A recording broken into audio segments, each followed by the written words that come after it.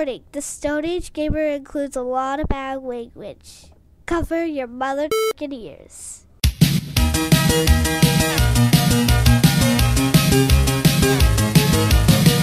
Good evening and welcome to the Stone Age Gamer Podcast. I am Kris Randazzo and joining me tonight is Gallbladder's worst nightmare, Dan Ryan.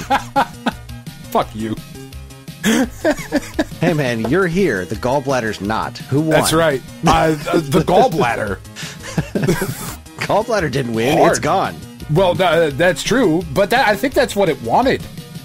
Maybe that's what it wanted out. I think it wanted to kill you, and it did not succeed. Oh, that's fair. Fuck you, gallbladder. For a while. Yeah, that's right. That's right. Fuck out of here. It's the stunning conclusion to MAY-nia 2023. Which game soundtracks will come out on top? I hope you're prepared for not E3 season because the Stone Age Gamer Podcast starts now.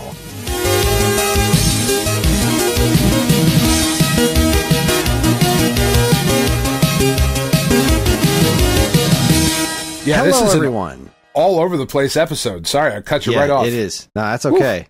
Okay, you cut me right off like a gallbladder. This is episode 464. It's the week of May 26, 2023, and I'm clearly on fire tonight.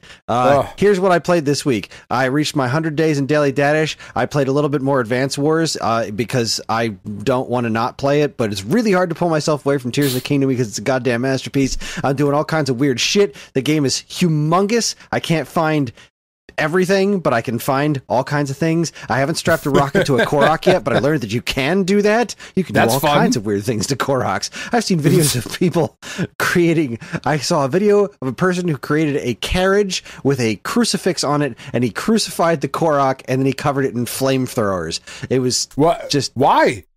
Because you can. Apparently, that's just what a lot of people are doing with this game. Are just doing things because you can. And you know what that makes me? Happy. Because that's not how I'm playing this game. I have no interest in just making the weirdest shit possible. I'm just enjoying playing the game like I want to get through the story and find all the things. But I love that people are just having fun with this game. Are just Minecrafting about the place? Yeah, just doing the weirdest. Somebody, I have no clue how, but somebody has created a working drone that shoots lasers and has a mini drone that comes out on wheels and drives around and does ground attacks. Wow. Okay. I built a thing with wheels that I could ride on, and I crashed into a rock. Now you don't have that thing anymore? No, but I got a thing from it, and that's all I needed. Oh, okay.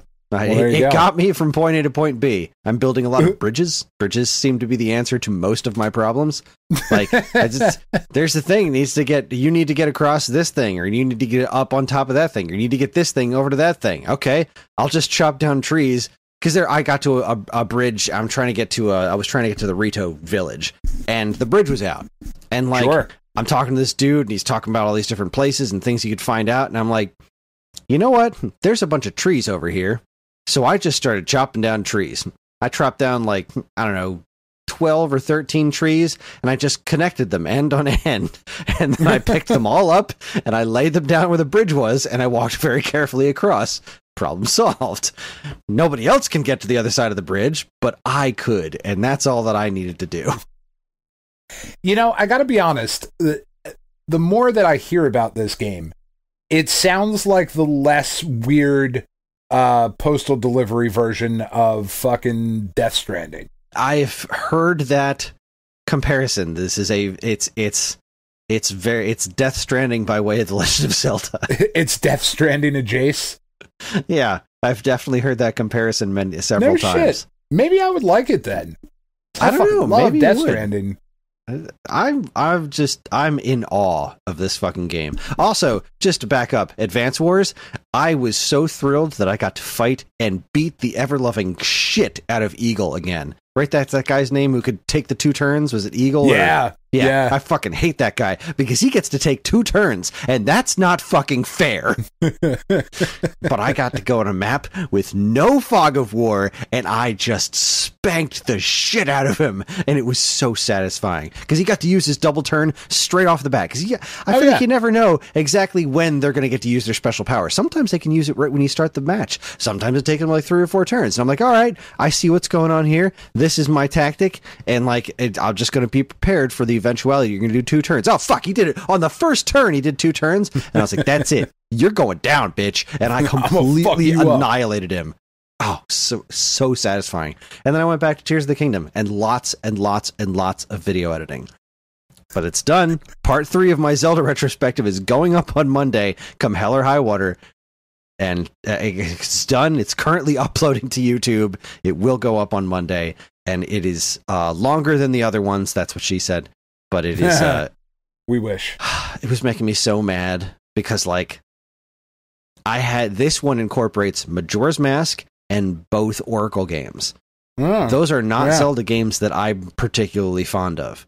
Right. And so actually putting them together in ways that makes them, you know, a part of the video and everything. It was really grating. And it was, you know, they're especially Majora's Mask is a very long game. So parsing all the footage that I'd found on YouTube down to like just the segments that I needed, and my YouTube video ripping program wasn't working, and it was a whole fucking mess. It was a whole to-do. But then I'd like watch my progress and be like, fuck, this is really good. It's worth the effort. God damn it. That sucks. It's because I finished it up and I'm like, this came out really well. There were a couple of like music moments in this that I just nailed, and I'm so proud of them, and I'm so mad at myself because like the whole time I'm doing it, like, this is fun, but I'm really behind schedule. Like, this is a really rough week because of other things that are happening that took time away from the time I needed to do this, and now I'm behind schedule, and fuck. But it was really worth it. I think it's a very good video. So that has been my week. Well, all right then. The end. Tears of the Kingdom. I could talk about it all fucking day, but I'm not going to because we have other things to get to. Yeah, I mean, I've had a slightly different week than you. Slightly different. So last week, and if you're in the Discord chat, then you know this already. But if you're not in the Discord chat, 1, you should be. It's a good time. 2, you've probably parsed it out by now. Yeah, you've probably figured it out by now. But if you were listening to the show last week, you will have heard me mention and bitch about my old man back. And how I had woken up on a Tuesday and thought to myself, man, I fucking slept wrong. I'm getting old. This sucks. I was very complainy last week. I was in a lot of fucking pain. And I think I hit it relatively well, how much pain I was in. But I recorded most of last week's episode curled up in the fetal position on the floor of my office. As you do. Like you do. It was either that or I have 2 chairs in my office right now. So I was either stretched across both of them, and when that stopped feeling good, I then went into the fetal position on the floor. Like legitimately, that's where I spent most of it, and then I stood for a part of it because I was just so fucking uncomfortable, and I was like, man, really fucked my back up. Is that not how you do it every week? Because that's how I do it. Is it? That's weird. I'm always curled up in the fetal position, praying for death. Just shaking, just the sweet release. No, so fucking Sunday morning, I had planned the struts went on my car. So I was like, all right, I'm gonna get up Saturday morning. I'll go to the shop or whatever. And I'll get the struts, and that's what I'm going to do for Saturday. Because I hadn't checked the weather, and I was like, fuck, it's raining on and off all day. I don't want to do that in the rain. So I'm going to go mow the lawn.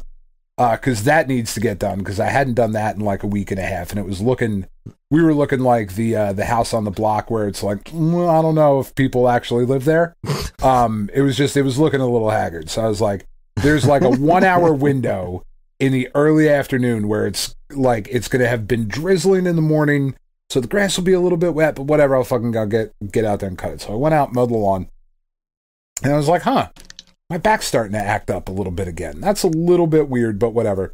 I'll take some ibuprofen. That'll be fine. Because we're going out to dinner later that night. My one of my relatives was in town. So we went out to that just the healthiest of American eateries. We went to Friendly's. Okay. And I wasn't super duper hungry while I just got like a quesadilla or whatever at Friendly's, because I don't know, I just wasn't feeling it. So we get home Saturday night. We get home about 8:00, and about 8:30 or so, Tiff and I start playing Advance Wars. And as I'm sitting there, my back starts fucking barking, and it's starting to hurt. And I'm just kind of sitting there on the couch, like being a stupid boy about it and being like, that's fine. It's whatever. And like, I'm just sitting there and we're playing, and I'm like, Tiff looks over and she's like, are you all right? I'm like, I'm really not. There appears to be blood coming out of your eyes. Are you okay? I'm really not okay. I was like, what's wrong? I was like, oh, it's my back again. I was like, so I start like rolling around on the floor and like trying to stretch it out or whatever. And it's just getting worse. And I'm like, all right, well, it's like 10:00, 10:30. I'm going to go take a shower. I'm just going to let like the hot water run on my back for a little bit. Like turn the shower head to the fucking massage thing or whatever. I'll let that beat on my back for a little bit. That'll help, right? So I get up there and I'm in the shower, nude as you are. And thanks for specifying. I really thought you got in there fully clothed. No, I just, I want you to have like a good mental image there. So I'm in there, Dan, like I'm all what makes you think soapy. there's any moment during this podcast that I'm not picturing you nude? Yeah, that's fair. So I'm in there. I don't need you to send nudes. I've got them all up here. I've got them all stored. Jesus. So I'm in the shower and I start like, it starts like something's wrong. You know what I mean? Like, yeah. That kind of thing where you're like, all right, this is not a normal amount of pain. This is everything I'm doing is helping for like 0.2 seconds. And then it's getting just demonstrably worse. So I got out of the shower, I went downstairs, and Tiff looks at me and she goes, come here. What? She starts doing the capillary test on my fingertips, right? And my capillary test, do you know what that is? It's a test for your capillaries? Yes. So nailed when you nailed it. If you take your finger, right, and you squeeze between your thumb and a finger on your other hand, you squeeze where your thumbnail is, where a nail is on your hand. It'll turn white for the briefest of seconds, and then the color should come immediately back. Like, immediately back, right? Uh-huh. If it doesn't, that's because things are wrong. And when it takes, like, more than a second, it's not good. And my capillary response, I think Tiff said, was between 5 and 6 seconds. Which is... God, I thought it was minutes. No, like absurd. Like that is absurdly long for that sort of thing. And she said I started turning colors, so she was like, "Get in. We're going to the ER. Something's not right." Okay, fine. So we get in the car, and when I tell you that this pain is just getting worse and worse, I am now in the midst of pain that I have never felt in my entire life. Hitherto unexperienced. Hitherto unknown levels of pain. I have broken bones and reset them myself. Like, I broke my ankle playing soccer. Like, clear broke it and couldn't get up to walk off the field. So I cracked it back and then got up and walked off and then was like, I need to go to the hospital. I just broke my ankle. And people were like, what the fuck's wrong? Like, I've torn ligaments. I've busted my face open a bunch of times. But pain like you wouldn't fucking believe. We get to the hospital and Tiff looks over at me and she was like, honey, if you want anybody to see you anytime soon, you have to stop shaking like a junkie going through withdrawal symptoms. I couldn't. I was just rocking back and forth in the chair, and I was like, "Fuck, this is a kidney stone. This is gonna really, really suck. I'm gonna have to piss out this fucking calcium deposit, and it is gonna hurt. And I don't want to, but I want this pain to be over. So let's get it done." And this is this is where your urethra stretching should have paid off. Well, you would think so, but I thought it was a really big stone. So we're back there, and I start talking to the people at Jefferson were just as much as I hate going to the hospital, they were as wonderful as could possibly be. They were just, everybody was fucking great, and they were attentive, and they were on it, and they were there. So we're back in the room, in the emergency room. They give me morphine. Oh, excuse me. And I start calming down a little bit. I can actually like form sentences again. And by this point, it's like 1 o'clock, 1:30 in the morning. And I'm telling them everything. And they were like, "Yeah, we don't think it's a kidney stone. We're going to send you back for some tests. You're going to get like some scans and whatever."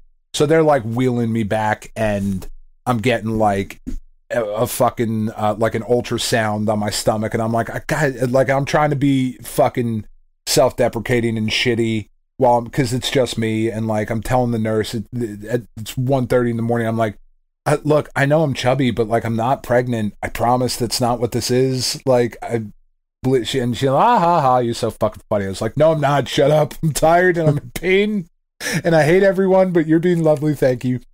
But like they're doing ultrasounds and they did a fucking scan and whatever. So short story long, it turns out that what I actually had was a full-blown gallbladder attack. I had a stone in my gallbladder that had blocked up the bile duct that is in there, and that is what was causing me the immense amount of pain. And I was like, "Oh, so you're just gonna like blast it with like some fucking lasers or whatever?" And they were like, No, you're having emergency surgery. We're gonna schedule you in somewhere, and we're gonna take it out." And I was like, "You're gonna fucking what?" And they were like, "Yeah, it's got to come out. It is literally trying to kill you right now. It's got to come out." And they fucking like, I went back to sleep after that, and like Tiff was there the whole time. She didn't get any sleep. I think she like got like 45 minutes of sleep and went back, and then I'm in the operating room, and I got so fucking scared, man. Like, cause I hadn't really considered any of like what was happening, cause I was so tired and so hurt and just so out of it that I hadn't really thought about it until they came into the room, and the anesthesiologist came in, and he was like, "All right, we're gonna give you a little cocktail here that's gonna help you forget about what's about to happen." And I was like, "Thank you, I appreciate that." And I remember like the next 5 minutes of Sunday after that, and it was the 5 minutes that I was talking to Tiff, and I got so fucking scared going back, thinking like, all right, they're gonna put me under anesthesia, and I'm gonna fucking die. I'm gonna fucking die here, because that's what happens, right? That's how this story ends. I'm gonna go back here, and it's gonna be a gallbladder attack, and they tried to do it, but the anesthesia was too much or too little or whatever the fuck it was, because the way my stupid brain works is that I was like, my dad died when I was 13. My kids are 13 until 2 days after we record this podcast. And I was like, I'm going to do the same fucking thing to my kids. Like, not the same thing, because my dad was a suicide. But yeah, I was going to say, you're not doing this to your children. It's totally, it's good, totally different. But yeah, I was like, the same I understand fucking thing is about to happen to my kids. Man, like, the same fuck. And I started fucking crying, and Tiff was freaking out. Like, I didn't tell her that in that moment, that's what I was thinking. I was just fucking crying, and she's like sitting there, and it's fucking absurd. It's a routine surgery. That fucking 12 people, while I've been telling this story, just had a gallbladder attack and had theirs out. Like, it's not a big deal. You know what I mean? It's so common. Surgeries, I feel like surgery's never not a big deal. Or at least kinda. and fucking surprise out of nowhere surgery. Like you didn't walk in there to get surgery, or at least you didn't know you walked in there to get surgery. I thought I had a fucking kidney stone. I thought they were going to give me some morphine and I was going to piss it out. And won't this be a ridiculous story that I get to tell when I go to work on Monday? And that is not at all what happened. I was just, man, I was so fucking scared. And then the next thing I remember is waking up like 8 hours later, which is not how long the surgery took. The surgery took like 45 minutes. Like legit, it is not a big deal. They fucking go in and they make a couple incisions and I got a robot and it dices it all up into pieces and they fucking take it out and whatever. But I woke up like 8 hours later. Whatever they gave me to forget, they could have done literally anything to me. I woke up, my stomach was shaved. That's fucking weird. Oh, don't you love that? Oh, that was fucking strange. And like everything was fine. You know, it's like, okay, I'm eating some Jell-O. Like, this is cool, whatever. And the next morning, and this time it actually was because of the way that I was sleeping and like the things that I was trying to do too much. My right trapezius and the right fucking, like the flank, like your rib cage muscle. I forget what it's fucking called. But that oblique, my right oblique, completely seized, completely Charlie horsed. Like, I was screaming every time I tried to, like, get up and move. I would, like, roll over and just, fuck! Like, just screaming. Because it just, what is happening? This was supposed to be over. Like, I was just, oh my God, I was fucking freaking out. And Tiff is there and she's, like, getting the nurses in and she's like, this isn't normal. He's not a bitch like this usually. He doesn't fucking scream for no reason. I was just like, oh man. And I fucking changed my diet. Well, they told me I got to change my diet. So now, like, what's really cool about having your gallbladder removed, Chris, I don't know if you know this. So like, here's what's really awesome about it. Your gallbladder is responsible for, and I believe this is correct. You would think I would know more about this than I do currently, but I've done some research, which means I kind of looked at it while I was laying in the hospital bed and then passed back out. But it's like responsible for bile production, right? And bile production breaks down like fats and oils and that sort of thing in your stomach and your intestines and whatever. So you can digest it and shit it out. Without that, the other organs in your body take over the bile producing. And they just constantly, like, the gallbladder is kind of like a regulator where it keeps the bile out. And now just kind of like dumps it in there to a certain degree. So the new game, or the new version of the game, Poop or Fart, you know that game?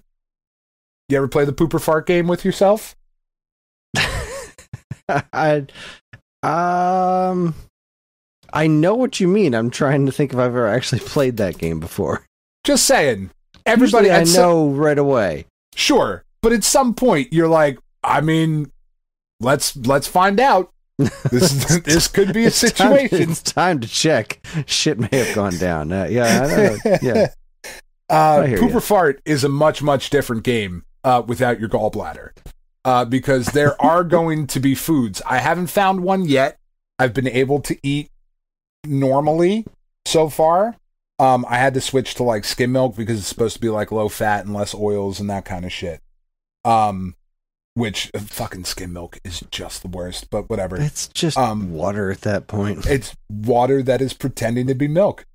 Quote the great Ron Swanson. But like, I've been able to eat relatively normal. Nothing has made me shit my pants yet. I haven't had any alcohol yet because apparently drinking without your gallbladder is a much different situation. And I'm not doing that for the podcast this evening. Because I don't want to find out mid-conversation that this is now a horrendous situation that I've created for myself. You don't want to pull a me and leave the podcast for a half an hour to go shit your brains 45 minutes. Yeah. So we're, but I'm okay. You know what I mean? Like, it's now Friday. I'm 5 days out from surgery. I'm in love. Things are still kind of like sore and tender. Like they sent me home with OxyContin and whatever, and I was like, fucking get that shit away from me. I'm not, fuck off. I don't even want it. They were like, no, you have to take it in case the pain gets bad. I was like, I don't think you understood what I said. I'm not fucking taking opiates, dude. Like, it's just not a thing I'm gonna do. You should have sold them. Right? I did not take any pain medication today. And like, it hurts. You know what I mean? Like, I got this big old fucking wound. I have 5 wounds on my stomach that are healing. But yeah, man, it's been I mean, almost the same week you had. Like, almost the identical. Yeah, basically the clearly, same thing. Very, very similar. And like, man, I did nothing. I just like sat in bed for like the first 2 days, just kind of vegging out, because like I just couldn't focus on it. I was just so fucking tired and beat up, you know. And then the last couple of days, I've just been like, what drives me crazy is that I see my kids doing stuff around the house and like helping out with laundry and like taking the trash out and that sort of shit, and Tiff doing all these things, and I'm just sitting there like a fucking piece of shit on the couch, which is how I feel, which is not true. Like, I'm not a piece of shit sitting on the couch watching everybody else do work. I am a piece of shit recovering from, still a piece of shit, clearly, but one that is recovering from organ removal surgery. So it's okay that I'm sitting there, but it's driving me fucking crazy. Like, you would think, oh, what a fucking opportunity. You get a week off of work unexpectedly, you sit here and play some video games and watch some TV, and nope, didn't do any of that shit. I just fucking sat there contemplating what the rest of my life would be about. You're fucking weird, man. It's weird. Hooray for pain. God. I did get a fucking update today.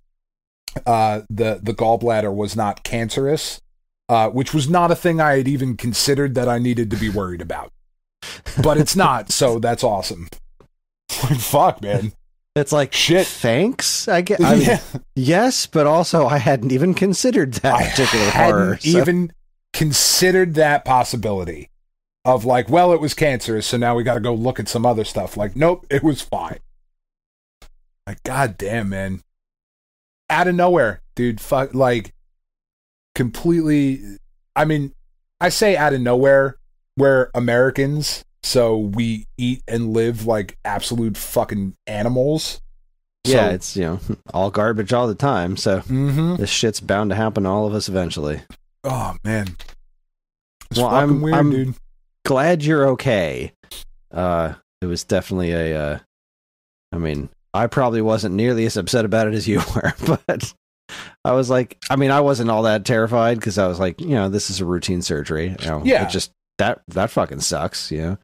It's just fucking scary, man. Like, that's the craziest part of it, is the just fucking sudden nature of this shit. Of like, oh, well, cool, my life is completely different now. You know? Like, I am now without an organ that was removed from my body 5 days ago because it legitimately tried to kill me. That's fucking weird. Like, that's a weird thing to say.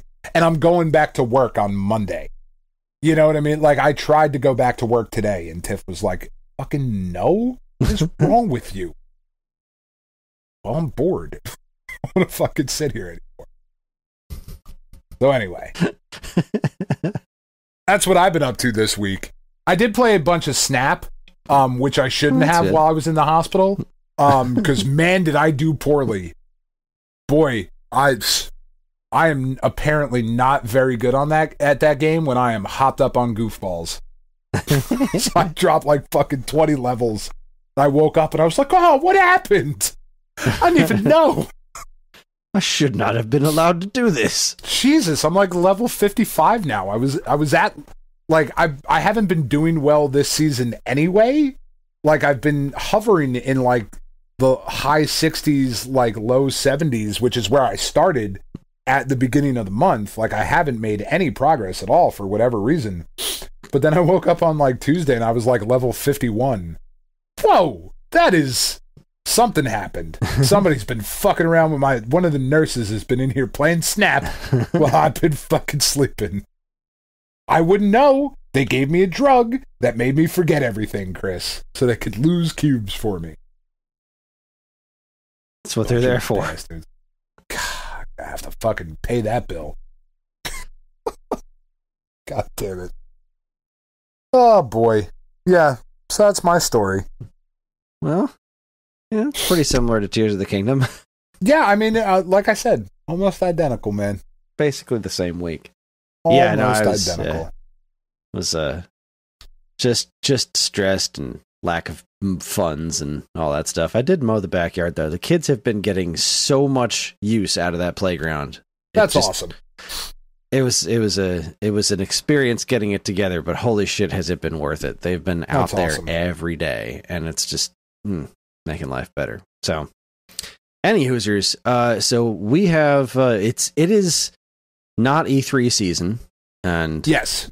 So what I decided to do was that I started keeping track, like I did last year. I just started keeping track of all the presentations that I could find, and it occurred to me that they're spread all over the place for the next couple of months. So instead of trying to do one show as like our E3 show, like we usually do, because I always love those prediction shows and I love the recap shows. Yeah. They're super fun, but there's just no good way to do that.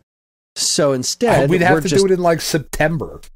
Exactly. You're like, so here's some shit somebody said May. Yeah.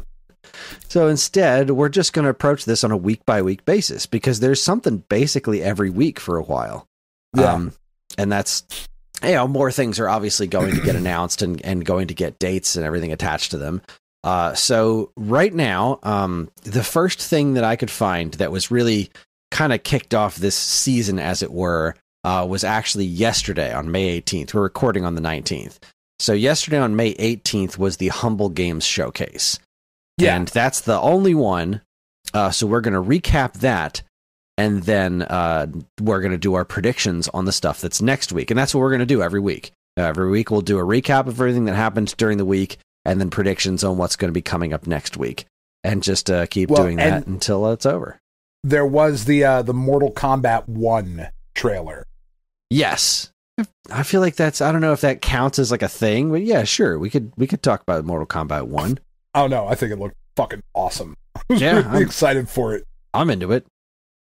The kind of a full-on reboot. Yeah, look neat. Yeah, I'm not sure how I feel about this assist system thing. Like, I need more information. There's not really anything to recap other than it was like a pretty standard trailer, and then it started getting really bloody, and then Shang Tsung showed up. But like everybody's young, but also Liu Kang is a god.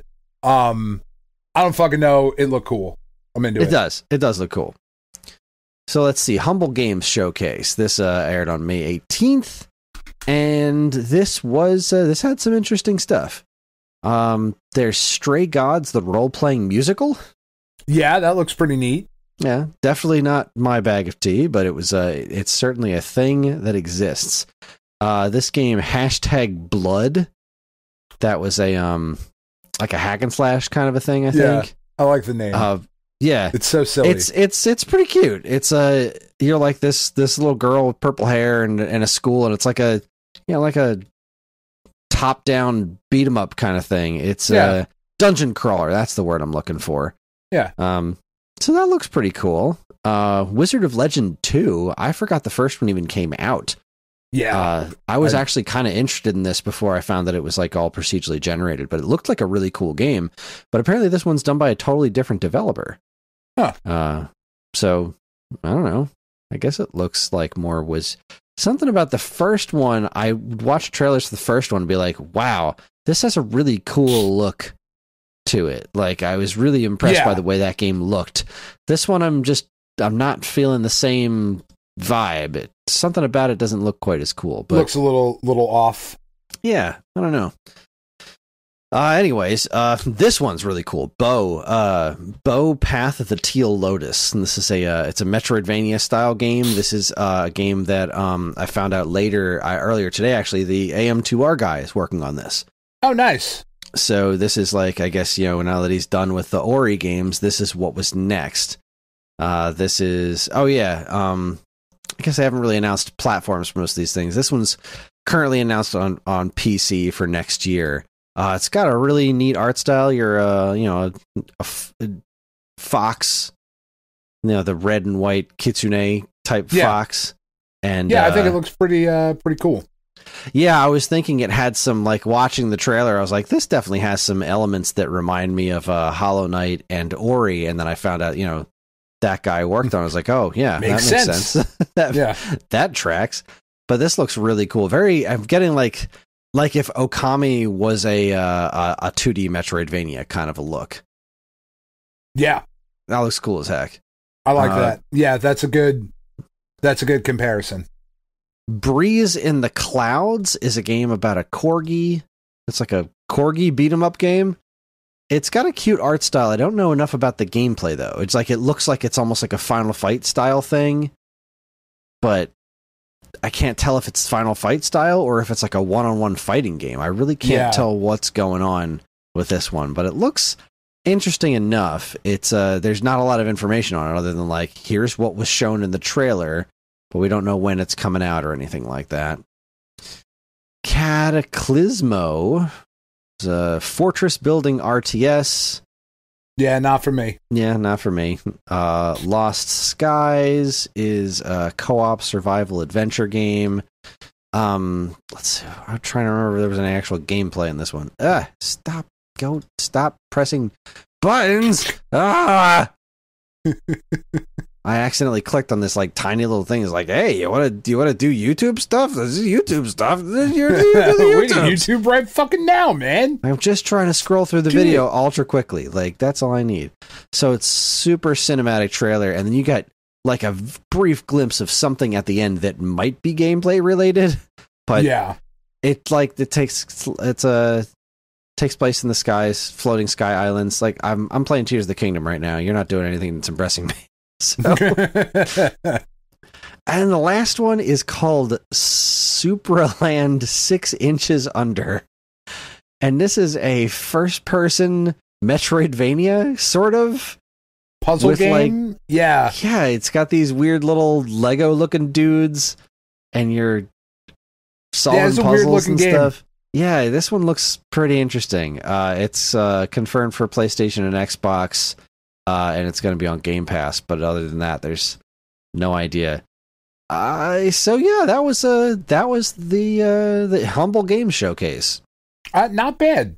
Yeah, not overall. Bad. Like, honestly, pretty interesting stuff. Like, there was nothing there that was just a complete turnoff to me. Everything here had some sort of unique look or something interesting, even if it wasn't interesting to me personally. It was at least interesting enough to say, I'm glad I watched that trailer. So yeah. Thumbs up. Good job, Humble Games Showcase. Now on to the predictions. Done. Yeah, the predictions. So I'm excited about my PlayStation prediction, which I assume we'll do that one second. Yeah, because so there's two things happening next week. On May 22nd, this has been changed to 9:30 a.m. Just today. This is the Eon premiere. Eon did the Super 64 and GCHD. They're like a tech company. They don't make games. They make retro game tech. And their two biggest things were the Super 64 and the GCHD. Those are basically HDMI adapters for a GameCube and the Nintendo 64, respectively. Their thing is May 22nd, 9:30, and let me get that image of the tweet. They just said, the wait is over and you are invited. Join us for the premiere of Eon Gaming's next chapter in retro innovations. So we don't know how long this is going to be, but it does say innovations plural. So, I mean, part of me wants to guess that they're doing multiple platforms. I'm guessing NES and Super NES HDMI shit. NES would be interesting. Like some sort of external NES thing. I don't even know what you'd plug it into. I don't know where they would pull that signal from. Because the thing about the Eon adapters are that they're all plug and play. They're very straightforward plug and play. I could see them doing a Super Nintendo, but there's not a lot of HDMI N64, NES mod stuff out there, just because of the architecture of the system. There isn't really much to kind of plug it into to make that work super well with some sort of plug and play solution. And seeing as these guys don't seem to be going for anything that is related to having to crack open a system and mod it, right? I could see something with Super Nintendo. They seem very Nintendo focused. Yeah, they've got two products. They're both Nintendo. So their logo is very GameCube adjacent. It is indeed. So I would imagine it is some sort of Nintendo product. I can't imagine they would do anything for Switch, especially because they said retro innovation. I would actually be interested to see. I'm gonna predict that they're gonna pull out a Wii HD adapter. Oh, okay. I forget that the Wii is not HD. Yeah, I forget does that not have HDMI built in. It seems like it should be. It seemed like it should have it at the time too. Yeah, it released and really nothing. Okay, because it has the output. Let's see the older ones. It has a component compatible output, so it can get a pretty decent signal out of that. And I would imagine that a Wii specific HDMI adapter would be a pretty cool thing to have. Outside of that, I think my only other prediction for these guys would be like something completely different. Like, they're doing these they have their HDMI adapters, right? But they're talking about the future of their innovations. So, or maybe they take a turn and start doing like just simple external adapters for Sega. Maybe they'll have one for the Saturn or the Dreamcast. That would be pretty cool. Dreamcast would be cool. Yeah, I just don't know that the market for the Saturn is like what. If there's some sort of Saturn products in particular, there's a friggin' 3DO like scene for reals. Like I would imagine Saturn would be. Fair. Saturn's got a pretty high collector's market, especially for the Saturns themselves are, at least to my mind, the ones that are dying faster than PlayStations. So options to get those things running, like modifying them in simple ways to get them up and running on modern televisions, is like pretty well sought after. I feel like Saturn would do well, though I don't know enough about the tech behind it to know how easy something like that would be to tap. Like, again, I don't know what they tap into. Dreamcast seems pretty straightforward. I feel like that would just be nice and easy to tap into what's there. Saturn, I don't know for sure, but maybe they would dive into some Sega stuff. Maybe they would dive into some PlayStation stuff. That would be pretty cool to have like a PlayStation 1 HDMI, super simple, just plug and play solution. Because, you can throw a PlayStation 1 disc in your HDMI compatible PlayStation 3, but you're not getting that super cool power on. That's half the fun that's the experience of playing PlayStation games, is you turn that thing on and hear that sound and just feel like that is the coolest noise anything has ever made. So all right, those are my predictions. I think they're going to stick with HDMI, and I think they're going to do Wii and PlayStation. That's what I think. All right, I'm going Super Nintendo and Nintendo. Awesome. I don't know how they're going to do it, but they're the impressive ones. They're the wizards, not us. That's right. All right, then on May 24th at 4 p.m. Eastern Standard Time, we have the PlayStation Showcase. And this is super interesting because this is not State of Play. This is a PlayStation Showcase, and they haven't done one of these in a long time. So this is, if history serves my brain right, which maybe it does. That was a great sentence. Sometimes. Sure. The PlayStation Showcase it's a much beefier thing than a lot of play. Games. Yeah. So a lot of games and like bigger stuff. Yeah. I really don't know what to expect out of this. So why don't you go first? So what I have done I'm going to read for you. Let me get my spreadsheet. Yeah, hold on, please. So, you know me, Kris. I love the internet. And I love technology. And I, for one, welcome our new robot overlords.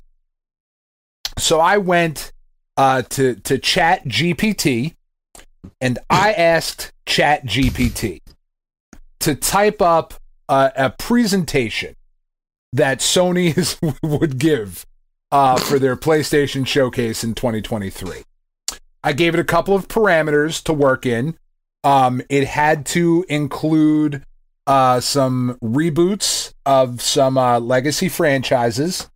And for the game's subtitles, it had to include...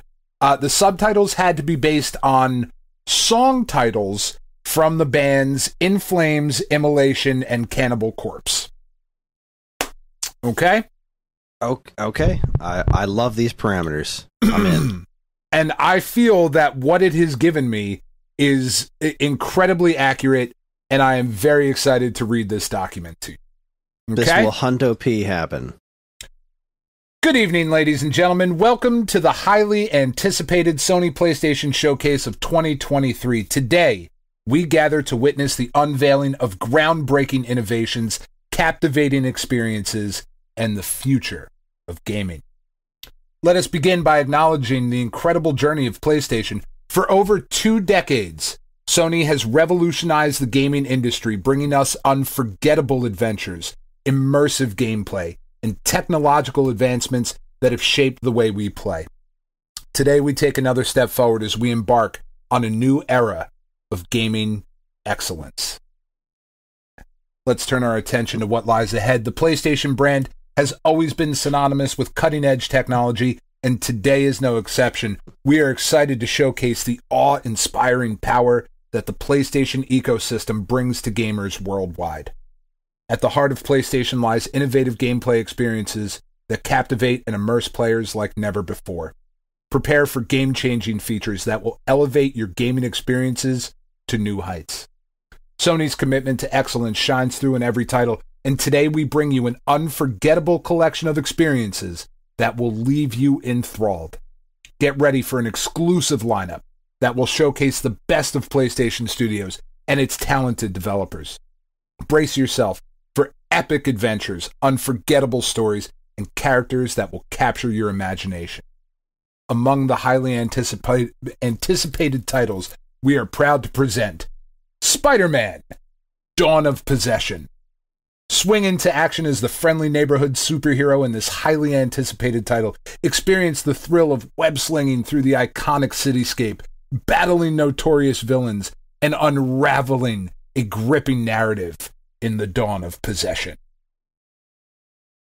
You with me so far? All right, yeah. You know what? Just like in a real Sony presentation, I kind of spaced out for a few minutes there. Ghost of Tsushima, Kingdom Infernal.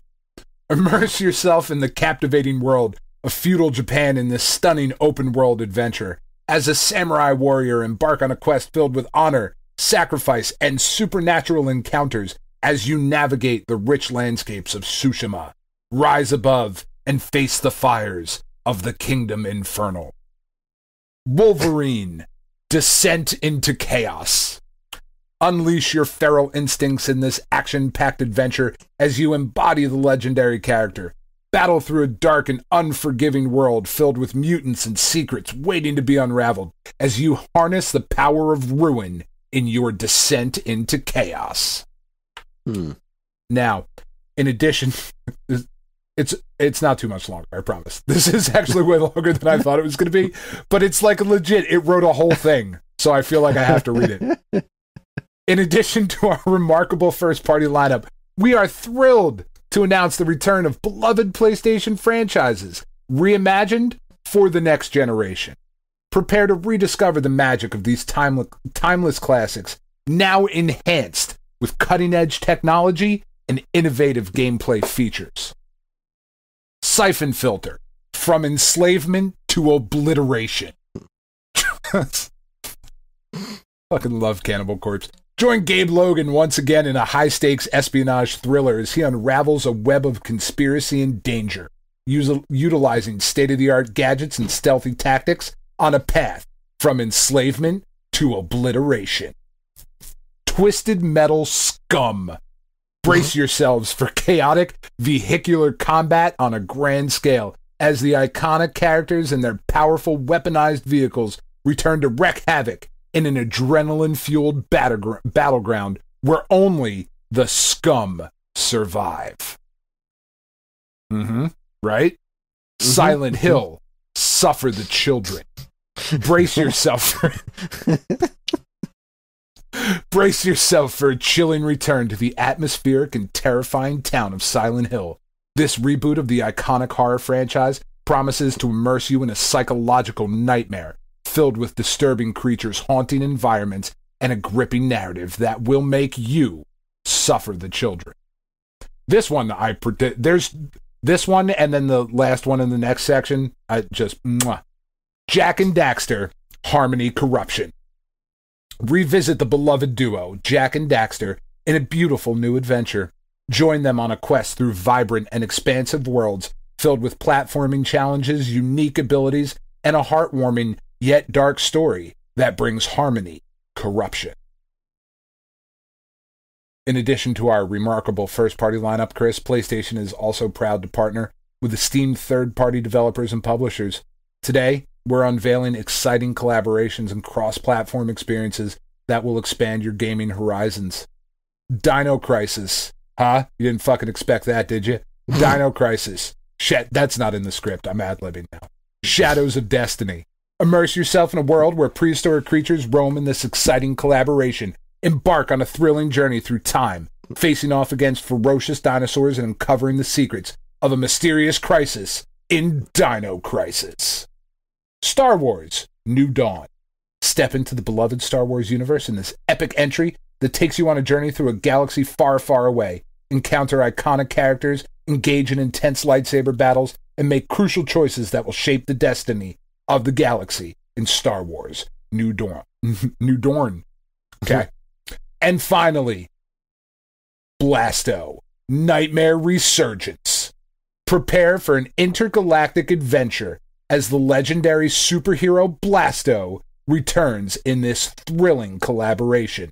Battle nefarious foes, explore alien worlds, and save the galaxy from the clutches of evil in Blasto: Nightmare Resurgence. Ladies and gentlemen, today we have embarked on a journey into the future of gaming with Sony PlayStation. We have witnessed the raw power of this next generation hardware, the evolution of gameplay experiences, and an unforgettable lineup of games.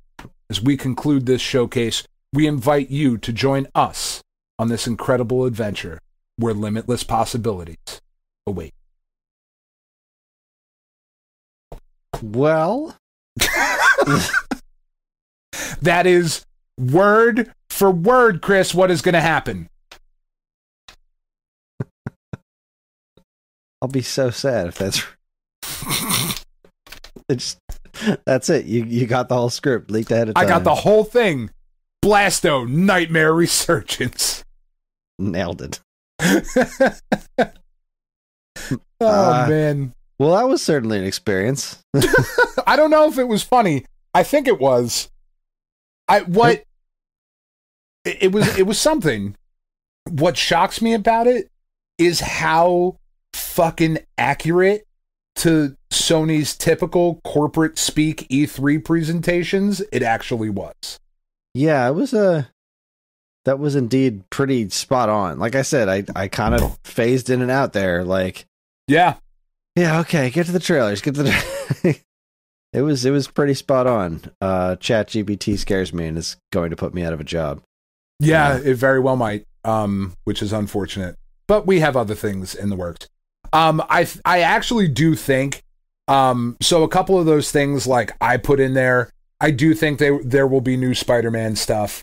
I do think there will be, because Spider-Man is this year, so definitely going to get a trailer. I do think that there is going to be some information on a new Twisted Metal. the show is coming out. It's about time for a new Twisted Metal game. There will be some Wolverine stuff, I would have to imagine. That there's a Last of Us Online thing that's happening. I can't imagine we'll not get anything about that. Mm-hmm. I would love to see something new with Jack and Daxter. I would fucking freak out if there was a new Dino Crisis thing. Like, I would be so fucking happy about that. And a Blasto Nightmare Resurgence, super into that. That Nightmare Resurgence as a subtitle for a Blasto game just fits so well. It's so in tune with the actual gameplay. Sorry. That's all right. It's fine. Yeah, I just don't see them. I don't see them ever doing Blasto again. I think that one died with Phil Hartman. Yeah, I mean, probably. I don't know. What are you expecting out of PlayStation? I mean, other than exactly what I just said. I think they're gonna hit. They're gonna talk about VR a lot, but they're still not gonna have anything that's like really the killer app. Yeah. They're not going to have the Lawnmower Man experience. Oh, they're going to have the Lawnmower Man experience, and it's not going to be the system seller that they want it to be. Oh man, I would buy it.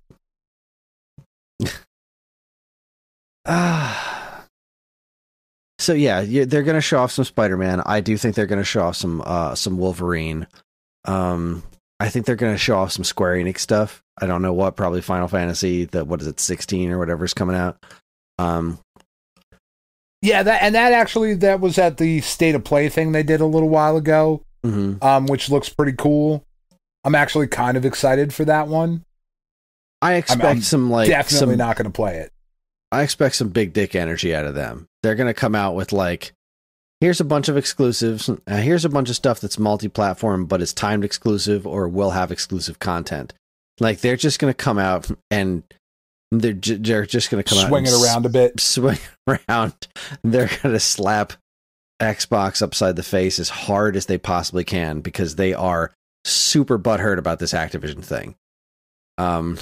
Yeah, I wouldn't be surprised if there was like an announcement that they have picked up another like a major studio. Like, we've bought PlayStation again. Again. No, I'm talking ourselves because we're the biggest bitches in town. Like, I mean, I could see, like, I don't think Take-Two is ever going to get sold, or like EA or anything like that. But then again, like, I never thought Activision was going to get sold. Yeah, that never really crossed my mind as an option that Activision would want to sell. So who the hell knows? Yeah, some sort of big studio purchase would not be out of left field, but I don't know if they've had the time to get it together properly in response to the Activision thing, which they've been trying to block. I don't know.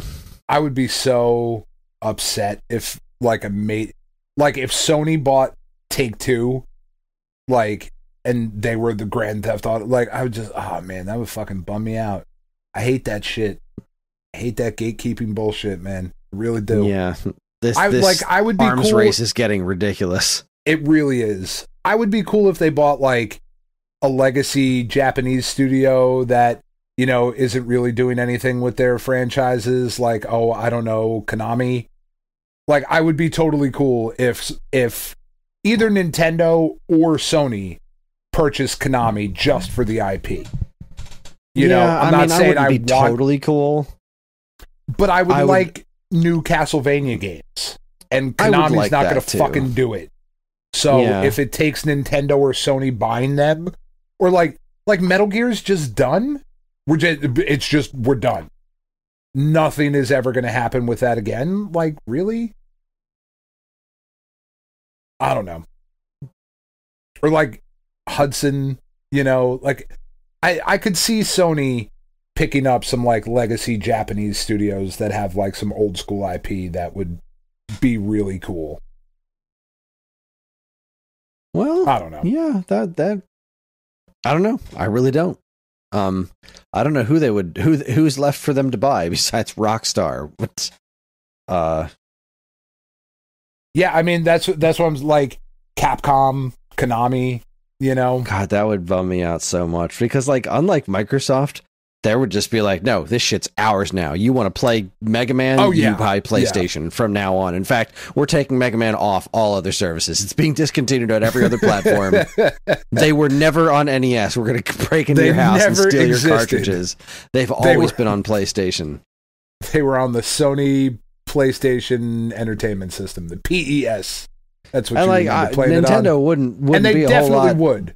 They wouldn't be a whole lot better. They'd probably be a little bit less snarky about it, but they would, if they bought something, they would just be like, no, this shit's ours. But they don't really do that. That's not really their gig. Like they're not interested in buying up old studios. They're interested in working with studios and just like having their own shit going on. So I don't know. I guess we'll see. That was an interesting experience, but we've got a lot of show left, and we haven't really. It's late.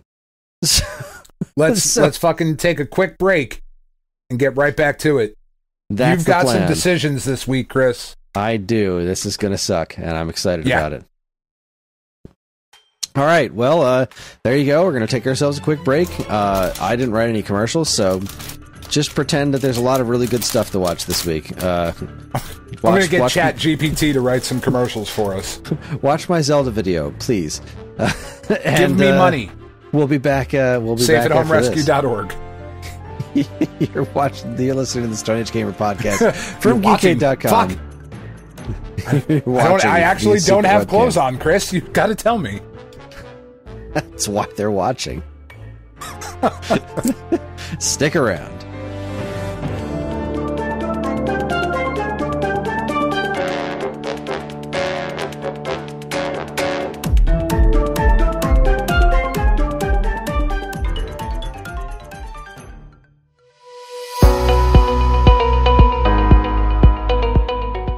Hi everyone, Kris here.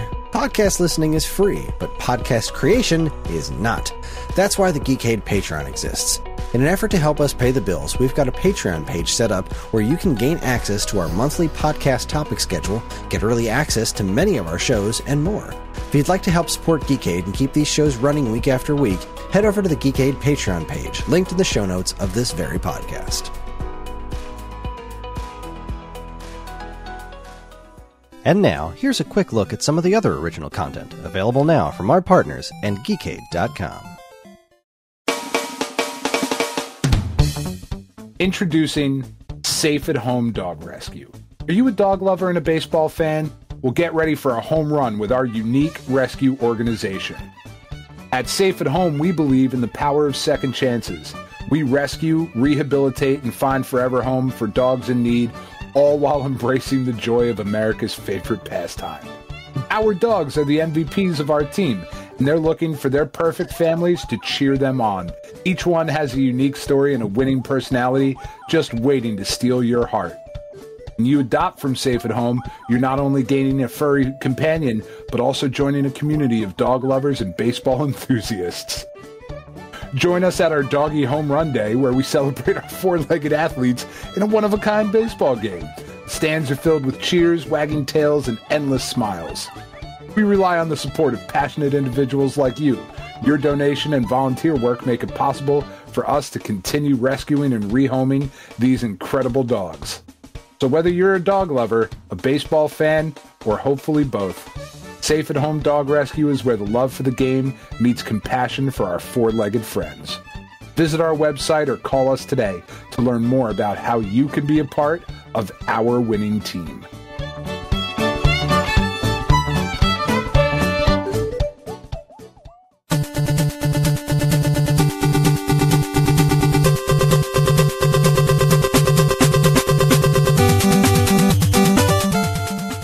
And we're back.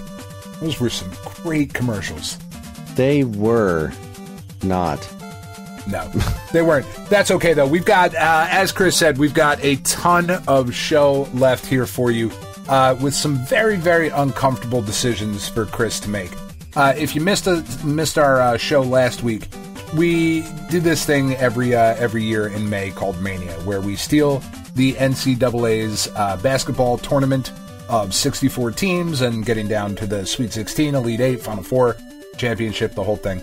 And we go round by round and eliminate games based on whatever criteria we've come up with. This year, I decided that it would be fun for Kris to have to choose the best soundtracks from the top 64 NES games according to IGN. And again, the reason I picked IGN isn't because I think they're the most reputable or anything. It was just the first list that popped up when I typed up top 100 NES games. So that's what we went with. We are already through the first round, so we have cut our round, our field of 64 in half. We are down to 32, and this is where the rubber meets the road. The shit hits the fan, as it were. Kris, are you ready? No. But do it anyway.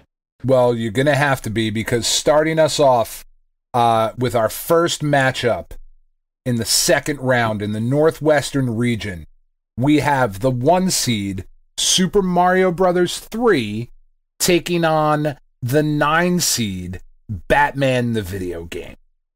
Super Mario 3. Yeah, I mean, man, I want that to be closer than it is, right? Yeah, I do. I because the Batman, because the Batman soundtrack is outstanding. Yeah, it's really, really good. But not every song's a hit, and I think that that's not the case in Super Mario 3. I think they nailed it with every single track in that game. It's all time, and deservingly so. It is all time. All right. Moving down to the next matchup, we have the 2 seed, and this is just the way the bracket fell. I did not do this on purpose, and I'm not going to say that every time. I'm just going to say that time. This is just the way it fell. We have the 2 seed, Castlevania 3, taking on the 7 seed, Castlevania 2. Oh, Castlevania 3. Really? Just because of the sheer quantity. Castlevania 2 doesn't have a lot of songs. It's got some of the best songs, but it's like it's death by numbers. Castlevania 3 has too many good songs. All right. All right. Let's see. Castlevania 2, the full soundtrack, including like the game over theme, is 9 tracks. Castlevania 3 is... Where the hell is my Castlevania 3 soundtrack? There you are. Nope, that's the Game Boy one. That's not what I clicked on. You asshole. You motherfucker. Stop moving around, iTunes. 28. Yeah, I mean, that is a huge number. There's just not a bad one on there. And am I incorrect in saying that Castlevania 2 is the introduction of Bloody Tears? It is. Because, I mean, that would pretty much put it over the top for me. See, like, that's not even my favorite song in that game. Like, Bloody Tears, I think, is phenomenal, but I think Silence of Daylight is probably my favorite Castlevania song next to Vampire Killer. But, you know, the actual castle music in Simon's Quest, I don't really love that song. It's good. But Castlevania 3's got Mad Forest. It's also a bit more diverse. It's got like some like cool like harpsichord-y kind of stuff. Like it moves in a bunch of different directions. Save it. You're gonna need it. I'm just justifying why it beats Castlevania 2 in my opinion, just based on quantity. I get it. All right, Castlevania 2 is amazing. Next matchup, the 3 seed Bionic Commando taking on the 6 seed Zelda 2. I mean, this is just it's got to be my personal bias. I picked Zelda 2. Yeah, I thought you were going to. I don't have a huge connection to the Bionic Commando soundtrack personally. I didn't get Bionic Commando when I was a kid, so like I don't have a big nostalgic connection like I do with Zelda 2, but Zelda 2's got so many. Again, its instrumentation holds it back a bit, but I just think all in all, that music's good.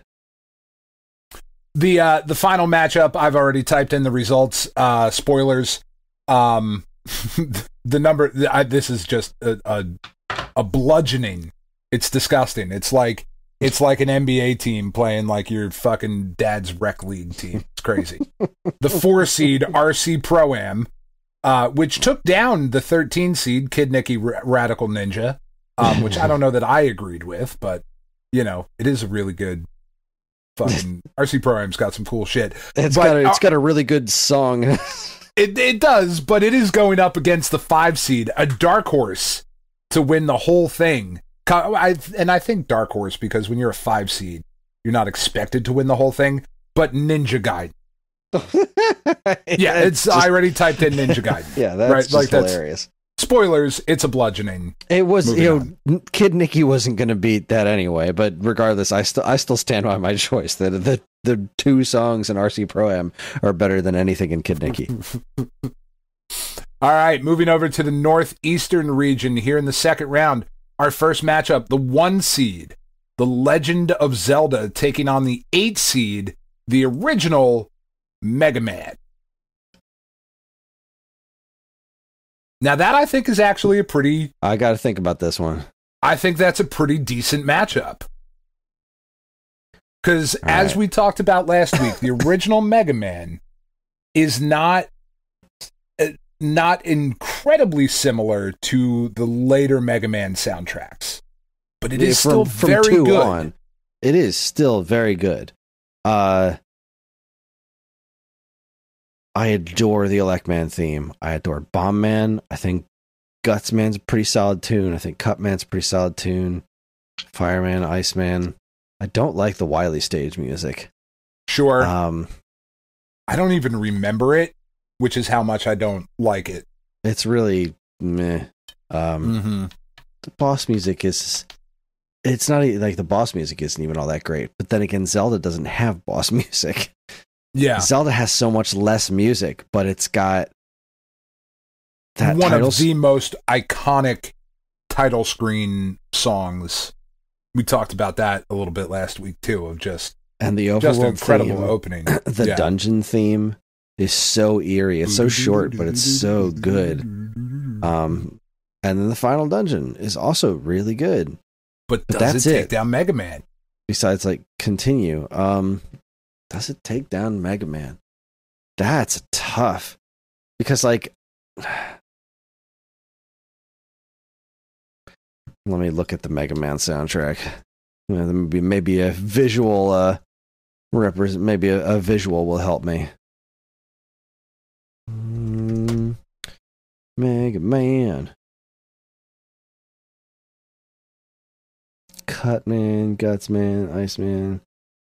Oh, this is hard. This is a tough one. Yeah. I think I gotta go with my gut and say The Legend of Zelda. But Ooh. just by a hair. Just by a hair. All right.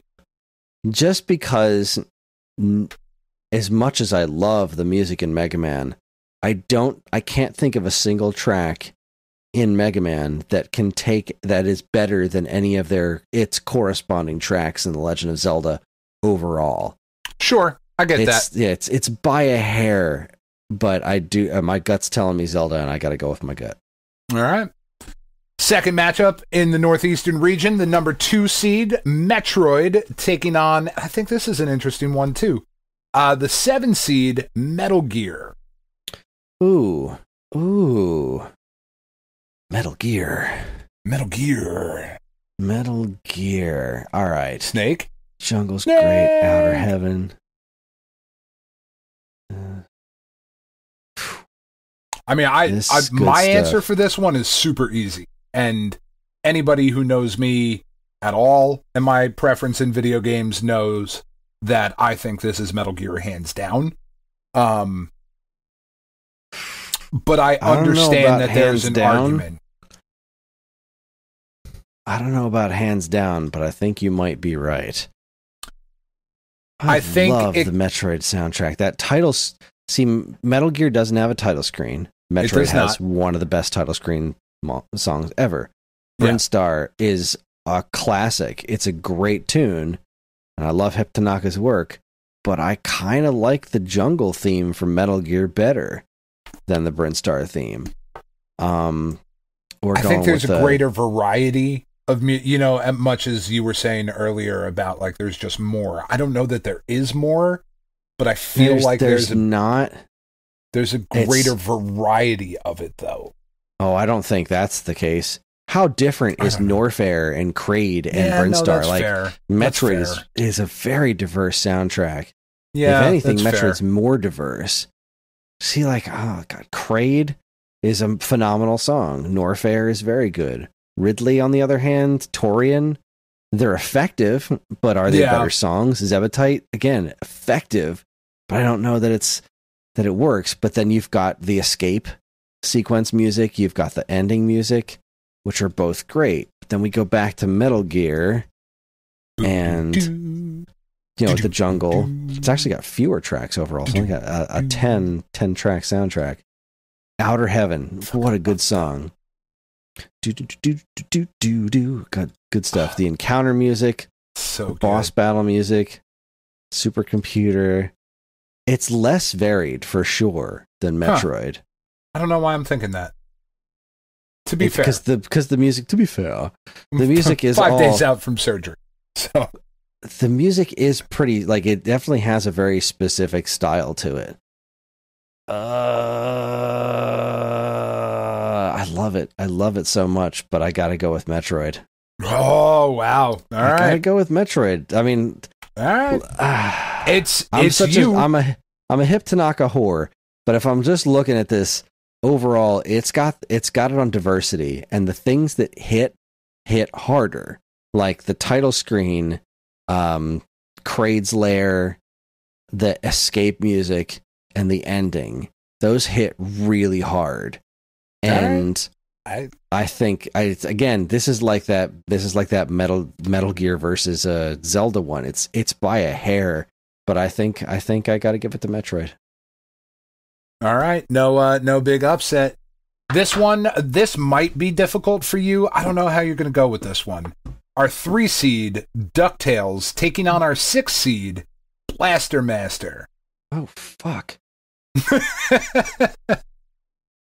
I have no idea which way you're going to go with this because I know how much you love Blaster Master.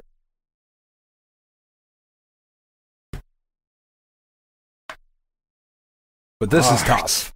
This is a hard the toughest. one. This is the toughest one by far. I think this might be. I don't know that it's the hardest one for you to do today because we'll see how the rest of it shakes out. But this is definitely, I think, the hardest one that we've had. All right. So DuckTales. You got that, you've got the title screen, which is okay. Iconic. It's iconic. It's an 8-bit rendition of the cartoon theme. But the original music is where this shines. Right. And I was going to say, not an original composition. So the original compositions are where this shit glows, right? That map screen, it's just heartwarming, wonderful. It's a 5-second loop, but it doesn't matter. It's wonderful. The Amazon, definitely one of my favorite tracks to ever come out of the NES. Transylvania is good. I don't love that one as much as other people do, but it's a really solid song. Yeah. African Minds is great. Himalayas is great. Of course, the Moon theme, another one of the best songs to ever come out of the NES. Great without boss question. music.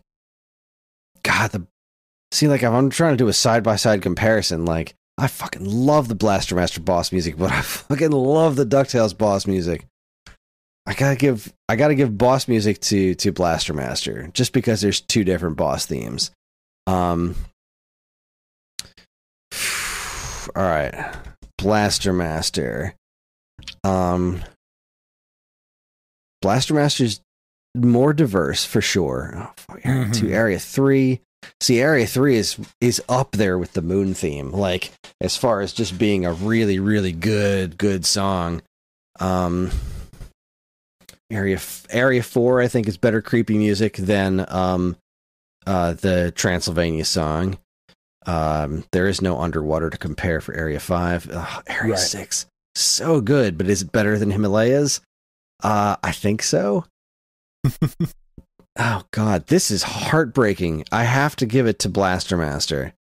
I think overall it's got a better soundtrack, but again, just by a hair, and DuckTales is a fucking masterpiece. Oh, I hate doing that, but listening to the two of them right here, Blaster Master's where it lands. It's an upset. It was going to be upsetting. Not a huge. Either way was going to be an upset. I think there's no winners here. Yeah, this is just blood and sadness. Speaking of blood and sadness, our 5 seed Super Mario Brothers 2 taking on our 13 seed Shadowgate. Super Mario Brothers 2. Yeah, blood and sadness. Moving down to the southeast region.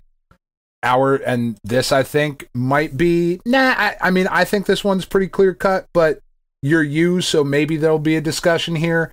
The 1 seed Super Mario Brothers taking on the 9 seed Star Tropics. Super Mario Bro. Yeah, Super Mario Brothers. I had to think about it for a second.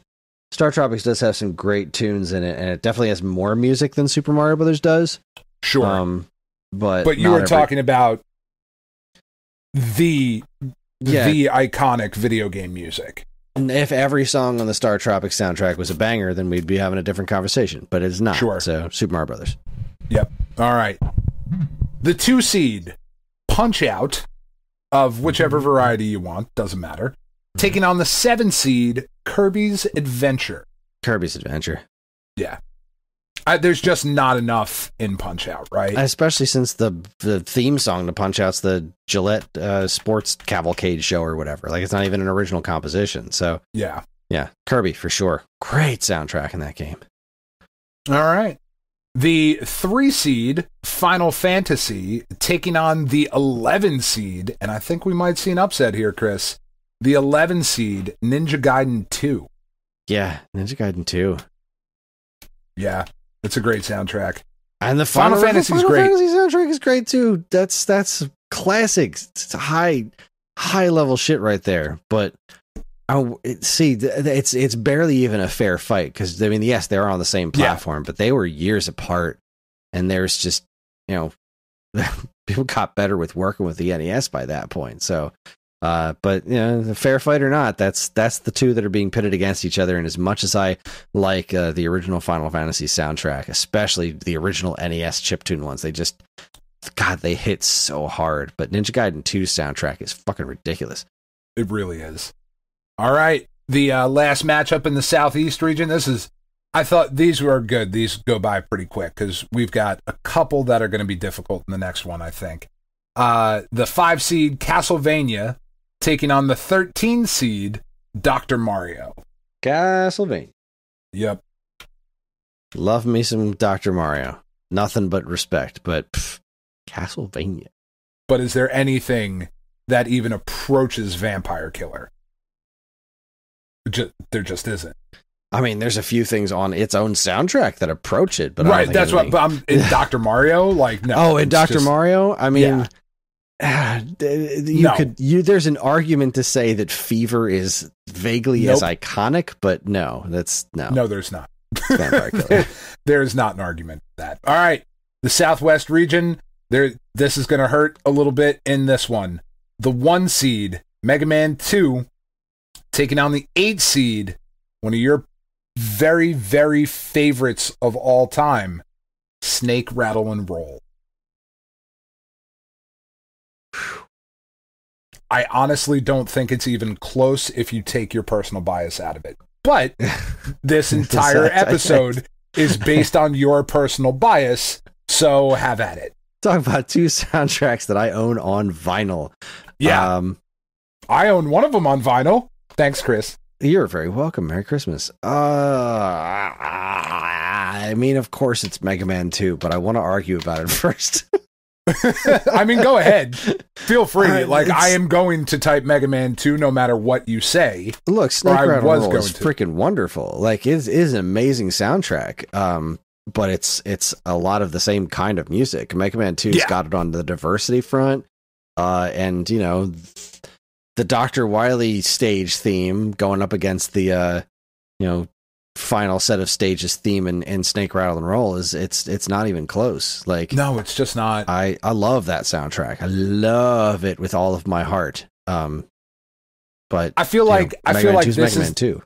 I feel like this is the kind of situation where like a parent has like two children that go to different colleges, or they're both professional athletes and they end up on different teams and they're playing against each other. You know, it's like, fuck, like I'm happy but sad at the same time. Yeah. All right. Yeah, it's definitely Mega Man 2.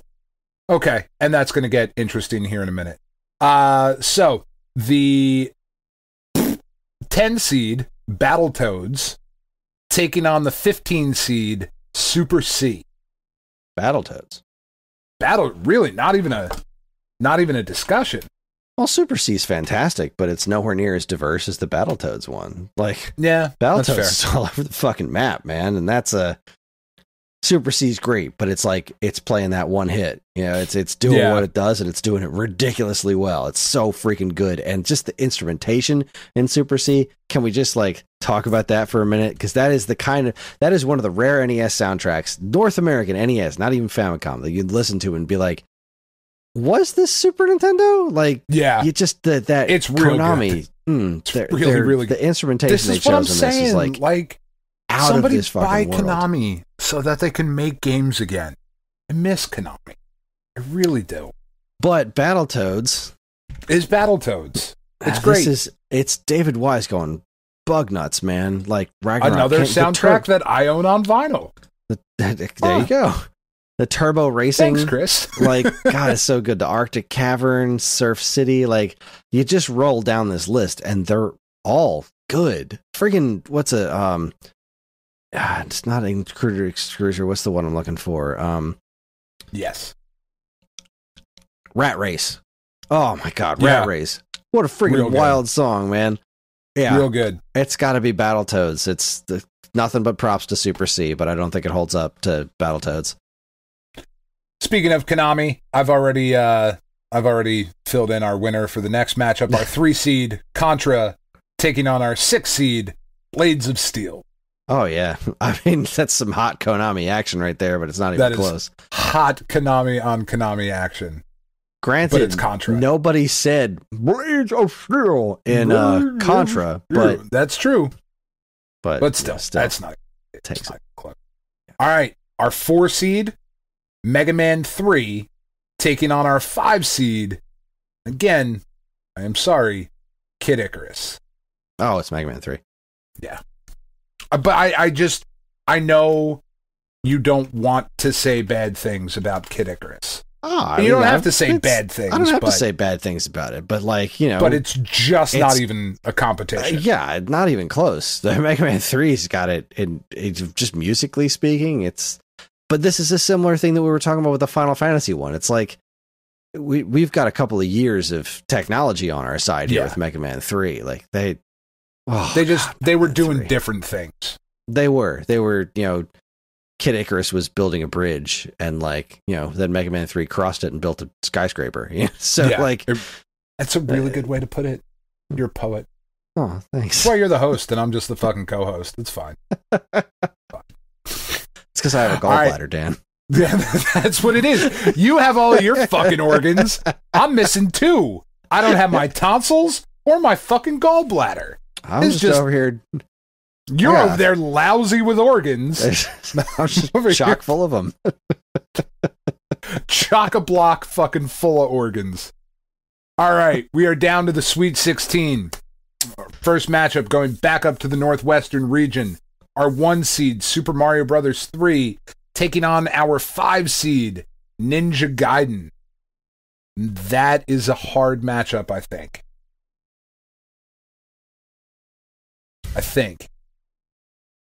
Ninja Gaiden. Really? Yeah. That's my feeling as well, but I just... Well, look, I wasn't sure. Again, Super Mario Bros. 3, we're talking masterclass level stuff, right? Absolute all-timers. But when you really want to get down to like really think about the music in Ninja Gaiden. Think about that opening sequence. It's all time. And the even the what's it, the the death of a God, I forgot the actual track names on these. Are so out of this world, insane. Yeah. Because like now I can't remember what any of these songs actually are. Like The Amazing Ryu is a really stupid title, but it's an what a song. That's the minecart, the mine stage. You know, so good. Holy shit, what a song! But then you get stuff like Requiem, which is the death of Ken Hayabusa track. Yeah. Oh, what a gorgeous piece of music. It is a tad on the melodramatic side, especially when you have the experience of listening to it while reading the story that's in front of you. And some of the tracks are simplistic, but no, I just don't think it's close. I think Ninja Gaiden really spanks Mario 3 in this department. And Mario 3, top-notch stuff, but for my money, Ninja Gaiden. All right. The 2 seed, Castlevania 3, taking on the 6 seed, Zelda 2. Castlevania 3. Yeah. I heard the hesitation there, but no, it's 100% Castlevania 3. That was my initial gut reaction, and I decided to think about it for a second, and then I decided to stop thinking about it. Because it's not even close. It's not even close. All right. This one, I think, is much closer. Our first matchup in the Northeast region, in the Sweet 16, the 1 seed, The Legend of Zelda, taking on the 5 seed, Super Mario Bros. 2.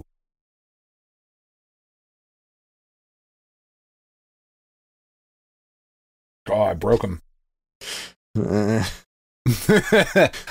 Like I have said before, Super Mario Bros. 2, I think, is one of my favorite games on the NES. It is, I would argue, in my top 5 NES soundtracks, but this shit ain't about me this week.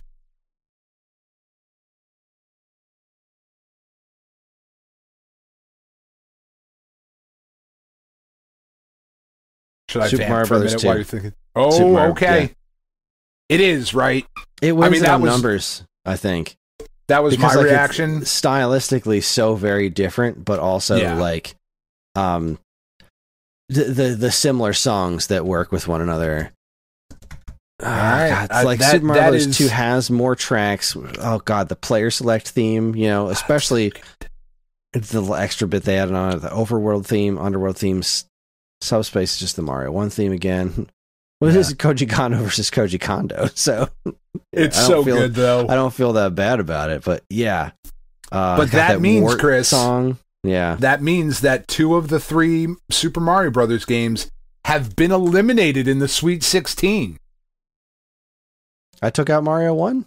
Not yet. You took out Mario 3 and Mario... Or no, sorry. I'm dumb. Fuck it. Edit that part out. That means, Chris, we're moving on to the next matchup. Fuck, man. The 2 seed, Metroid, taking on the 6 seed. And again, I am sorry to do this to you, Blaster Master. Blaster Master. Wow. Wow, really? Over Metroid? After all the things you just said? I did. Right. I said a lot of great things, and I stand by all of them. But we're now in a department where, like, Blaster Master just takes it on numbers. All right. I mean, we're talking like we want to compare like individuals. Like, all right, Brinstar, great theme, but Area 1 Blaster Master kills it. Of course, Metroid has the title screen thing going on for it. The closest thing you would say is like, okay, the title screen versus the story sequence in Blaster Master, which they're both super eerie songs, but the Metroid one spanks it. The Metroid title screen, some of the best shit ever, right? I think Kraid's Lair is a better eerie song than Area 4, but not by enough to cancel out the fact that there are more great songs in Blaster Master overall. And then it doesn't have any misses. It never gets to a point where even like the super weird drab music of the final area, like Area 8 in Blaster Master, is a much more listenable song than Zebetite and Torian, I think, combined. All right. Yeah, I think it's Blaster Master. All right. Going down to the Southeast region, the 1 seed, Super Mario Brothers, taking on the 5 seed, Castlevania. Yep. Sorry, Mario. So now, again, great. As I was saying, 2 of the 3 Super Mario Brothers games have been eliminated in the Sweet 16. I was just making predictions. You were speaking from the future. I don't even think that one's very close. I really don't. Yeah, I mean, I have to agree. Like, the Super Mario theme carries that so far, but Castlevania is just like, you know, it's just so much more of it. It's like, yeah, you can't tackle those numbers no matter how good you are. All right, that brings us down to we're not even going to talk about this one. The 7 seed Kirby's Adventure, the 11 seed Ninja Gaiden 2. It's Ninja Gaiden 2. Without question, right? Oh, I don't know about without question. That's tough. Hold on, I have to think about this. Over Ninja Gaiden 2 and Kirby's Adventure, Chris. Uh-huh. Yeah, I heard you. Okay. I know that the Kirby's Adventure soundtrack is not your cup of tea. It is massive. There's a lot of music in it, and it's really good across the board. But it's Ninja Gaiden 2, Chris. I understand what you're saying. Hold on. Okay. All right. I just, Ninja Gaiden 2 soundtrack is a work of art. It is not as good as the Ninja Gaiden 1 soundtrack. It also make me fucking edit my document again? I already typed in Ninja Gaiden 2. I thought I knew you. See, like, I'm listening to Jakayo's Return, Ashtar Battle, these, like the boss music and stuff does not top the Kirby boss music. It just doesn't. Like, as good as it is, it doesn't top the Kirby boss music. So, God, these are so hard to compare because they are so stylistically different. You know, the Act 1 theme is amazing. Sewer Rat Rob is fine. Watch Your Back is pretty simplistic. God, Act 2 Part 2, phenomenal song. That's the one with the wind in the stage. Yeah. God, that stage pisses me off, but the song is so good.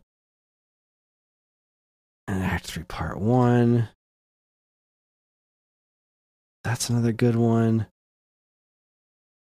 Some of these cinematic ones are just okay. The stage songs are all like absolute bangers, though. God, the Act 5 theme's so good. All right, back to Kirby for a second. Man, I can't believe it's this close for you. I really thought it was going to be Ninja Gaiden 2 walking away. A lot of people underestimate the Kirby's Adventure soundtrack. It is really good. Apparently I have. I mean, it's so very stylistically different. Wow, did it finish all those? That doesn't seem right. Okay. Sorry, got distracted. That program that I downloaded apparently has downloaded all of the videos that I wanted it to. That's exciting. That is exciting. I'll have to check them out and make sure that they fucking work. But yeah. Show me in Finder. Show me this 9 gig Zelda video functioning. Yeah, look at that. Straight through to the end. That's fucking wild. Thank you, Evan, for showing me this program. It's better than the program Whip I had it out already. And show it to me. Yeah, thank you for that.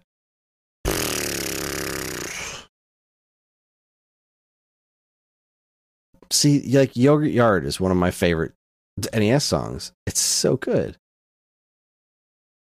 Yeah, Rainbow Resort's kind of weak.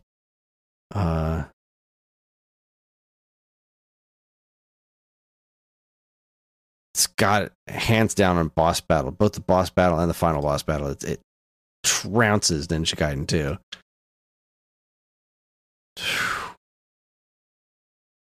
This is a hard one. Yeah. Shocked. The Kirby's got all this map music that's like, it's nice. It's really like, because if we're going like stage music against stage music, again, they're so totally different. Yeah. But it's almost a wash if we're just going stage music. So it's like, is this kind of boring map music better than the kind of boring cinematic music in Ninja Gaiden 2? Yeah.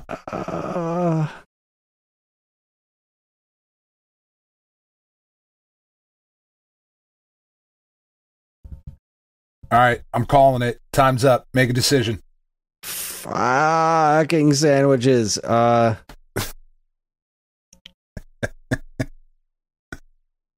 do enjoy fucking sandwiches. Wait, Ninja what? Gaiden 2. All right, I thought so. Okay.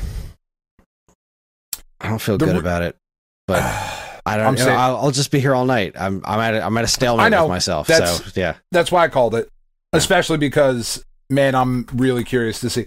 I'm saving the anyway. Doesn't matter.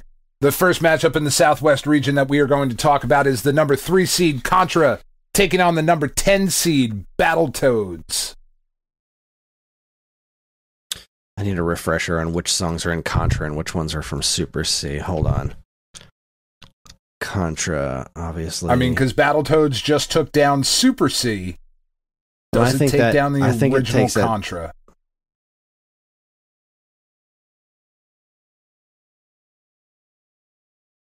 I feel like it kind of has to, but that's...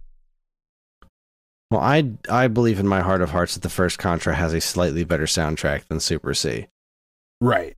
But I don't think it's enough to take on Battletoads. Yeah, Battletoads is just too fucking crazy. Yeah, I give it to Battletoads. Battletoads is just so good. All right. Agreed. 10 seed. Moving on. Oh, God, my butt. All right, so this one is, I think, an interesting battle. I think we're possibly talking about potentially the winner of the whole damn thing coming out of this matchup, Chris. The 1 seed, Mega Man 2, taking on the 4 seed, Mega Man 3. It's me personally, so I go Mega Man 3. Yeah, I know you do. I disagree entirely, but if I'm going pound for pound on like the types of the just stage for stage music, you know, the stylistically similar ones, you know, like obviously like the Dr. Wily theme from Mega Man 2 is great, but all the Dr. Wily themes in Mega Man, the first Dr. Wily theme in Mega Man 2 is great. The second one is pretty blah. All the Mega Man 3 Wily themes are fucking phenomenal. You know, Crash Man's that goofy little fun happy song. Magna Man's a goofy fun happy song. It's way better than the Crash Man theme. You want to put Sparkman stage up against Flashman stage. That's a fucking toss up right there. But I would give it to Sparkman. I do think Mega Man 2 is it fights it in a lot of categories. But for me, I think if you break that down, pit each individual song as an individual song and the closest analogs that you could possibly do, I think Mega Man 3's got it. All right. That's what I think. Again, disagree entirely. However, about you. And it's getting late, so we're moving on. All right, so here's where it gets hard. We're down to the Elite 8, Chris. This is where I think it gets really difficult. We are looking at the 5 seed, Ninja Gaiden, taking on the 2 seed in the Northwestern region, Castlevania 3. Fuck. Castlevania 3, you say? Castlevania 3. Dracula's Curse. Castlevania 3 is taken out. Castlevania 2 already. And Rad Racer on its way to its matchup with Ninja Gaiden, which is taken out. Fester's Quest and RC Pro-Am.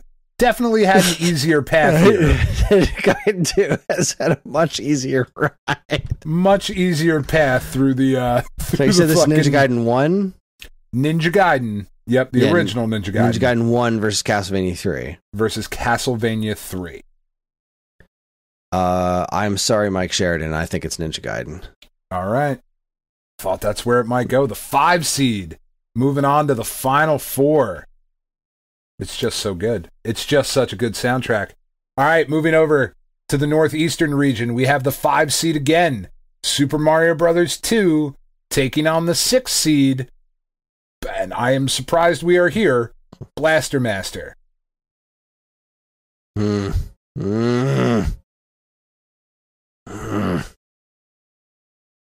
there is nothing in Blaster Master that is as good as the main theme in Super Mario Bros. 2. The problem with Super Mario Bros. 2 is the lack of music. Right. There's just not enough there to counter everything that Blaster Master has to offer. The stuff that is there is really good. Yeah, yeah.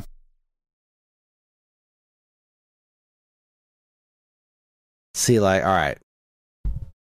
Super Mario Bros. 2 really drops the ball in boss music. Mm-hmm. The regular Birdo boss music is, I mean, it's not forgettable because it's kind of annoying. It's just, sure, it's very repeatable. The Wart theme is really quite memorable, but I don't think it's better than the boss music from Blaster Master. So there's a point for Blaster Master.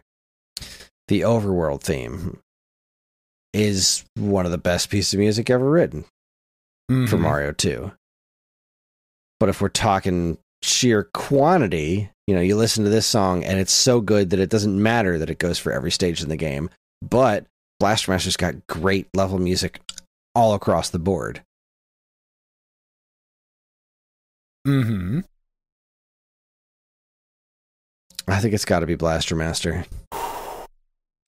That is shocking. Shocking. But you're you. Blaster Master making it to the Final Four. It's over. Set it in stone. Moving to the Southeast region, Chris. The 5 seed Castlevania taking on the 11 seed Ninja Gaiden 2. The cause of much consternation this last round. That quickly? Yeah. All right. Now, there's no weak sauce in the Castlevania soundtrack. That's the thing. There's a couple of weak tracks in Ninja Gaiden 2. It's I had to just make a change because I actually typed Mega Man 2 instead of Mega Man 3. In the Southwestern region, the 4 seed Mega Man 3 taking on the 10 seed Battletoads. Mega Man 3. Yep. Okay. So now we are in the Final Four, Chris. Sticking in the Western region. Actually, fuck it. Let's go to the Eastern region first so I can type this because we're on the East Coast and fuck West Coast guys. The Eastern region Final Four matchup, and god damn it, I swear to God, if Blaster Master moves on over this, I am gonna shit my pants. Might be because of the lack of gallbladder. The 6 seed Blaster Master taking on the 5 seed Castlevania.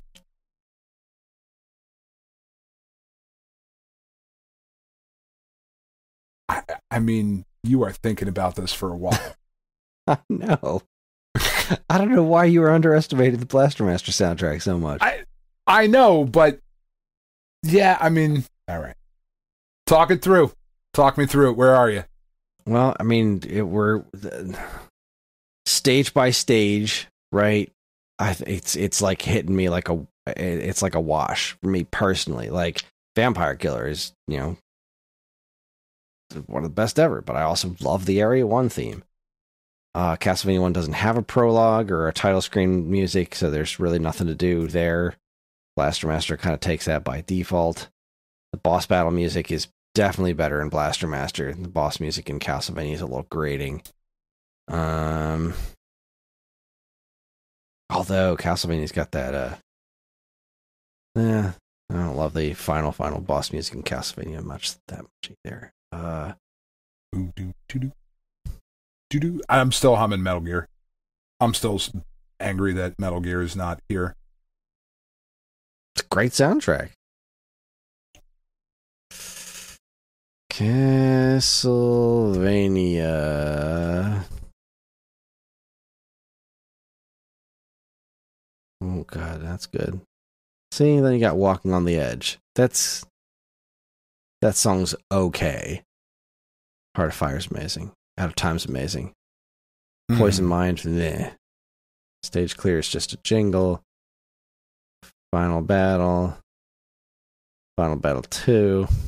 Well, then the first one's not the final battle. Ending theme. And then you go back to Blaster Master, and it's just like, Area 1's great. Area 2's great. Area 3's amazing. Area 4's fine. Area 5's great. Area 6 is great. Fine. Area 7 is solid. Area 8 is Boss Battle 1 and 2 are both great. Ending. God, the ending, I don't really love the ending music for... Oh, yeah. Blaster Master's ending music, I think, is better. Blaster Master's Game Over jingle is better. Oh, fuck. This is going against my initial gut, but breaking it down, I think it might have to be Blaster Master. Cannot fucking believe that I am just typing Blaster Master into the championship game. I'm just breaking it down track by track, and it doesn't seem like it should, but like, Vampire Killer's amazing, Stalker's amazing, Wicked Child, amazing, Walking on Edge, Heart of Fire, amazing, Out of Time, amazing, Poison Mind, Stage Clear is just a jingle. See, and then there's nothing really all that solid past that, right? So Castlevania seems to have more amazing songs, but it also has more meh songs. Mm-hmm. Oh God, that's how do you separate that? Like they're like tied. Where's the I think the Game Over little jingle is great, but the Blaster Master Game Over jingle has that cute little weird animal sound that goes "whoa" at the end. So that gives that a point. Where's the ending music? The Voyager. Blaster Master's ending song's definitely better than Voyager, in my mind. Fuck. Yeah, it's Blaster Master. I don't feel good about it, but I think it's... Yeah, it's Blaster Master. It's you, man. I don't feel bad as in like, oh no, not Blaster Master doing great, but if I'm really comparing those two side by side without many more hours to put into it... Sure. We got time? No, I'm just kidding. We don't. Nah, you know what? I'm taking it back. It's Castlevania. Going back to these stage songs, like, yes, Castlevania's got the lower lows, but going back to the stage, like just listening to each stage song, like side by side. Yeah. These are great, but every single one in Castlevania was amazing. It's definitely Castlevania. Blaster Master really almost takes it, but listening to them side by side like that, yeah, I think it's Castlevania. I mean, that's definitely the right choice. I know, but it's definitely the right choice. All right. The 5 seed, now going back over to the Western region, the 5 seed, Ninja Gaiden, taking on the 4 seed, Mega Man 3. Yeah, I've been thinking about this one. It's Mega Man 3. Really? The problem with Ninja Gaiden soundtrack, and not even a problem, it's really something to be super proud of, but the thing that holds the original Ninja Gaiden soundtrack back is that it's very repetitive. Like, a lot of the songs are just these short riffs that they repeat and like kind of iterate on a little bit. Mega Man 3 is not just more diverse, it's also more dynamic. So, yeah, Mega Man 3, I don't think that's much of a question. All right. Well, then that puts us to the championship game, and I think I know the answer to this one. The 4 seed from the Western region, Mega Man 3, taking on the 5 seed from the Eastern region, Castlevania. In an upset victory, it's Blaster Master.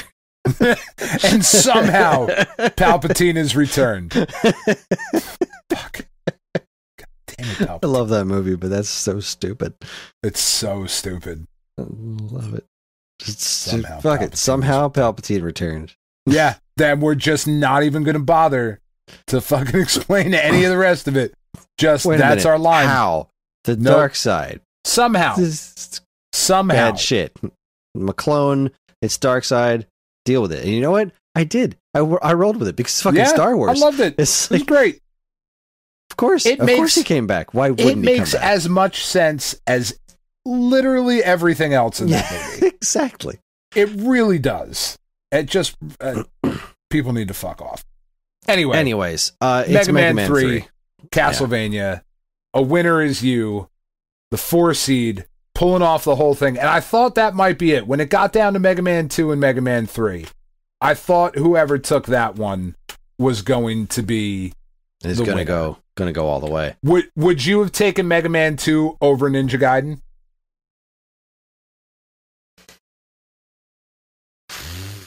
Yes, for the same reason. For the same, and I think it's the same thing over Castlevania as well, right? Like, Mega Man 2 takes it over Castlevania. Yeah, I think it's a little closer.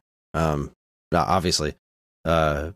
But, yeah, it's closer because it's a more even match, right? I mean, Castlevania was 1986. Mega Man 2 was 1988. So Mega Man 2 had 2 years on Castlevania. Yeah, I mean, that's the soundtrack. And Castlevania was so far ahead of its time. You know, Castlevania really was just like, shit, this is what video games are now? Okay, I guess we all better step up our game. I've said it plenty of times on this show. Castlevania is like a foundational piece of my life.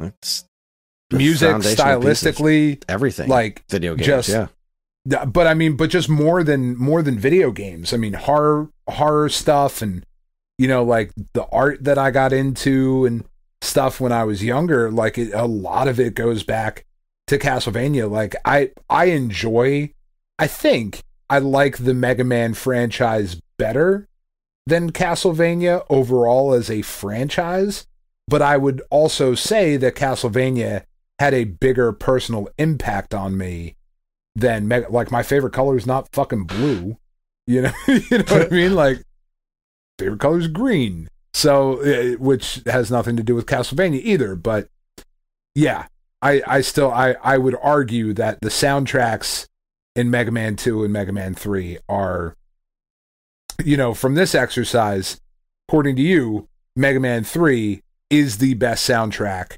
on the NES. I think yeah. I can't think of any soundtrack on the NES that I like better than the Mega Man 3 soundtrack. Yeah. Now, I do think it's interesting because I don't think if you were to top 5 them or whatever, I don't think Castlevania would be number 2.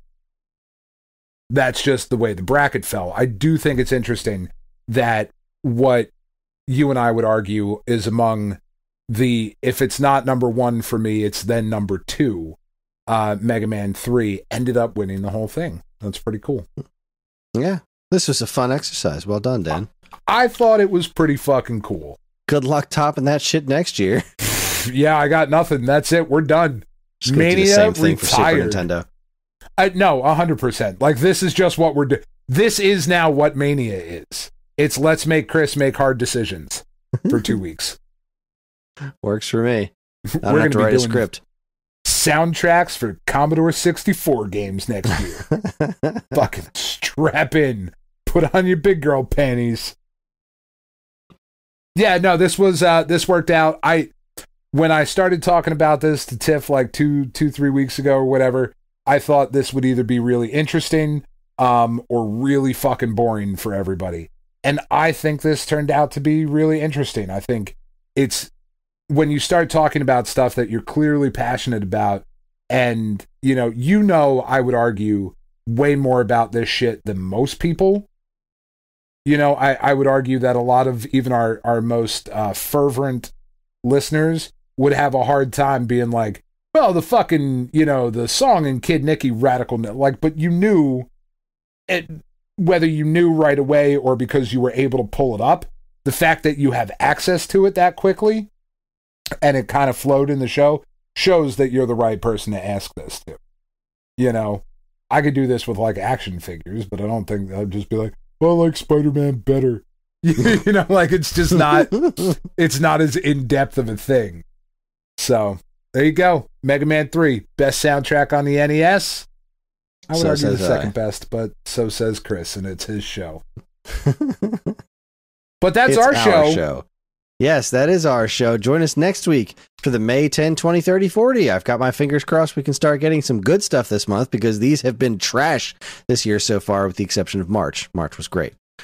Yeah. We are on most social media platforms, and if you want to get in touch with us, we aren't very difficult to find. All it takes is a quick look at our show notes, and you'll see links to our social media accounts as well as all manner of other fun stuff like a link to our namesake, StoneAgeGamer.com, and more useful links than you can shake a joystick at. If you'd like to get early access to this show's episodes as well as a bevy of other shows on the Geekade Podcast Network, check out our Patreon, also linked to in the show notes. It helps keep this show running week after week, and all our patrons are loved and appreciated through ChatGPT or whatever it's called. ChatGPT, that's right.